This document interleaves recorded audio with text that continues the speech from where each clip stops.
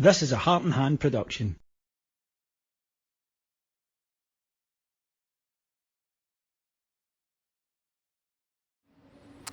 Hello folks, my name's David Edgar, I'm the host of Heart and Hand, the Rangers podcast, and I'm joining you today after Rangers chucked away 2 more points in our bid for the Premier League title this season, and it's a draw that feels like a defeat here after Celtic staged a second half comeback and the game finished 2-2.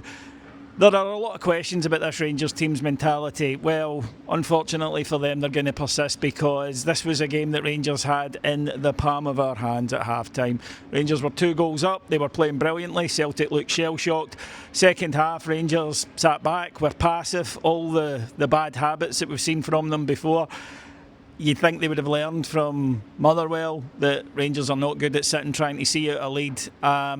And unfortunately got punished for it again, and that's now too many points being dropped, especially when Hearts keep winning, and it's now very much Hearts' league title to lose after this today, a result that definitely suited them better than it suited either of the Old Firm teams. Rangers were very good in the first half, very, very good. Went into a 2-0 lead, took the lead early on through one of the best goals you'll see. Fantastic ball in by Skov Olsen, matched by a spectacular overhead kick by Yusuf Chermiti, who again chose the Old Firm game to show his best. And not long afterwards it was 2, and there was hesitation in the Celtic defence. Murray missed a clearance, and then Araujo at the back post is dawdling, and Chermiti came in, lovely touch to take it round Araujo, and then he just poked it past the goalkeeper Sinisalo. And at that point Rangers were rampant. It could have been anything Rangers wanted. Celtic were defensively all over the shop. Half time though seemed to change everything. Now you've got to know that at 2-0 down with a season on the line, Celtic are going to come out and throw everything at you. What you've got to be is calm and composed and make sure then that you play the game with the head. Rangers didn't. We went to pieces in the second half. The midfield was utterly non-existent, and Rangers started giving the ball away, a familiar tale, started panicking in possession, and then got deeper and deeper and deeper. Celtic got one back after 56 minutes. Tierney with a header. This is a bad goal for Rangers to concede. Nygren's got time to take a touch in the box and then play across without anyone getting close to him, and Raskin has let Tierney climb above him to plant the header in. And then it was a case of trying to sit in for this Rangers team because they went to pieces. The fear grabbed them, and suddenly all the good things they'd been doing in the first half they weren't doing at all in the second. Butland was kicking the ball long and it just kept coming back.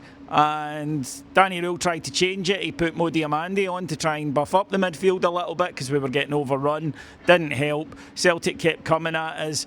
Jack Butland's already made one good save. We thought he'd made another brilliant one, but then a VAR check revealed a handball from Dujon Sterling. It's one of these modern ones that I might not like, but it is the rule. And unfortunately, I mean, I really don't know what a player's meant to do in that position. It's a total accident, but the penalty is given, and even at that, Jack Butland saves it.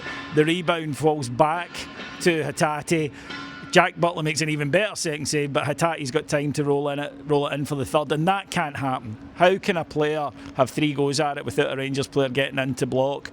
And the Rangers, of course, then show attacking intent in the last 5 minutes in injury time, but it's too little, too late, and that's been the story of too many matches this season. Too little, too late. Livingston last week was the same, and now again today.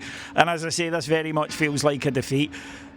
It is difficult when you see a Rangers team lose its head the way it did in the second half, and the guys in the team that are supposed to be leaders, such as Suter, who had the armband today, he goes to pieces and his passing goes, and they're the senior guys. When that happens, Raskin nowhere to be found in the second half. The guys you look to do something for you, and it's such a disappointment for the supporters. But this is why, Danny Rule has said in the past about, the nerves of the fans and getting on at players. This is why, because they do this a lot. This was there for them today. This was absolutely there. They'd worked themselves into a brilliant position and they shot themselves in the foot. Same as going a goal up early at Motherwell and then doing nothing for 80 minutes. Same as waiting till you're 2 down against Livingston to really crank up the intensity. They're too passive too often, and it's going to cost us a league title that was very much there to be won. So a sore one today, to say the least, and I think there's going to be a lot of recriminations, but at the end of the day, the players have to take the blame because they looked lost in that second half and there was no reason for them to do it. And the worst thing is against Hearts, when Hearts went ahead twice, this Rangers team pegged them back, stayed calm, went and played their game. We didn't do that today. And unfortunately, we got what we deserved. And that's, as I say, something that has happened far too often this season with this Rangers team. Thank you very much for joining me. There'll be more on this on Heart and Hand and Patreon. Thank you. Bye-bye.